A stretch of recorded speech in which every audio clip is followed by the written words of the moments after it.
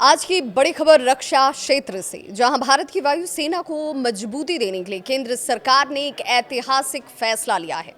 अब भारतीय वायुसेना को 97 और स्वदेशी तेजस मार्क 1A लड़ाकू विमान मिलेंगे। इस डील की कीमत करीब 62,000 करोड़ रुपए है और इसे हाल ही में एक उच्च स्तरीय बैठक में मंजूरी भी दी गई है।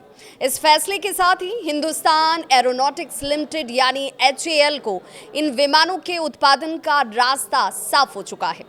खास बात ये कि ये तेजस विमान पूरी तरह से भारत में ही तैयार किए जाएंगे और इनमें 65% से ज्यादा हिस्से स्वदेशी होंगे।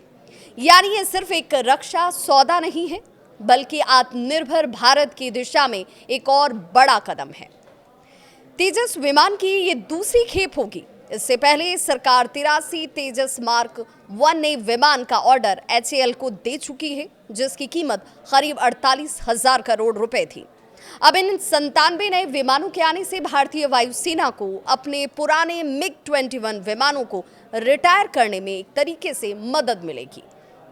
प्रधानमंत्री नरेंद्र मोदी खुद स्वदेशी तकनीक और रक्षा उत्पादन को बढ़ावा देने के पक्षधर हैं। साल 2022 में उन्होंने तेजस विमान में उड़ान भरकर ये भी दिखाया था कि उन्हें देश में बनी ताकत पर पूरा भरोसा है। ये किसी भी भारतीय प्रधानमंत्री की किसी फाइटर जेट में पहली उड़ान थी।